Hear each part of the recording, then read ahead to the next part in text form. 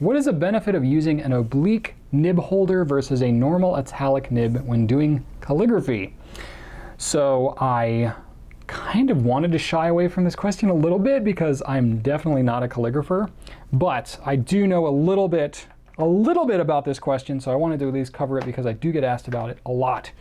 So forgive me for being kind of elementary here. If you know a lot about calligraphy, you're probably going to laugh at how basic I'm going to get, but I don't have a lot of calligraphy experience, really any of it, but I do have some experience meeting people that do calligraphy.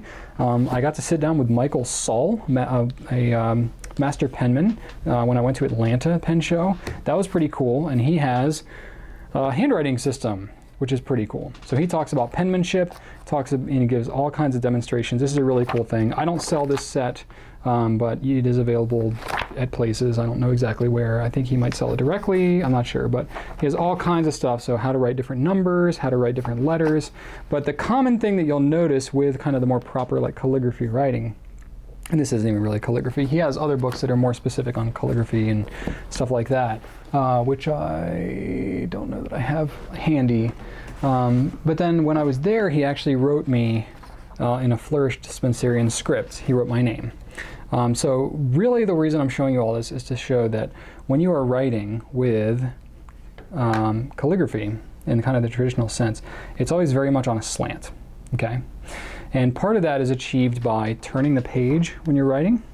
So, you know, if you're holding a normal pen, like such, you know, the proper kind of hand position is to turn the page about 45 degrees, right? Like that. So that's when you're writing. So you can do that, but to get kind of this like intense angle, and when you're writing in this flourish kind of calligraphy, especially in this stuff with a flex nib, to get the proper flex, you would need to turn your hand pretty aggressively to do it, or you'd have to turn the page like really intensely because you want your hand at about a 45.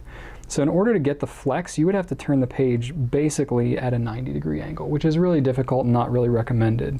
So the reason you have an oblique holder, which is this is an oblique holder. So this is a dip nib.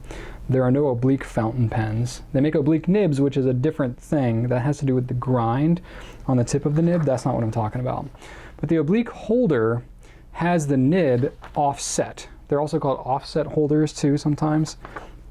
So what that allows you to do is allows you to turn the paper at a 45-degree angle like so, and keep your hand at about a 45 degree, but the nib itself is more in line with the proper direction when you're doing your flex.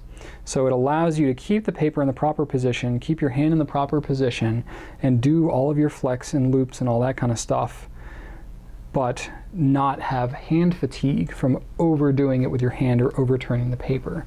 So it's really designed for fighting hand fatigue, which is an important thing because when you're getting into especially this kind of flourished stuff, I shot a video of Michael Saul doing this, which I should probably share at some point, but I shot a video of him. It took him 22 minutes to do this, which I was kind of impressed. I think he was kind of really going overboard because of who I am and the fact that I was recording him on video, but to do that is a huge commitment of time, and if you do that a lot, there's no way you can do that with an uncomfortable hand position. So that's why they make offset or oblique holders. So when you really get into the calligraphy stuff, that pretty much becomes the standard.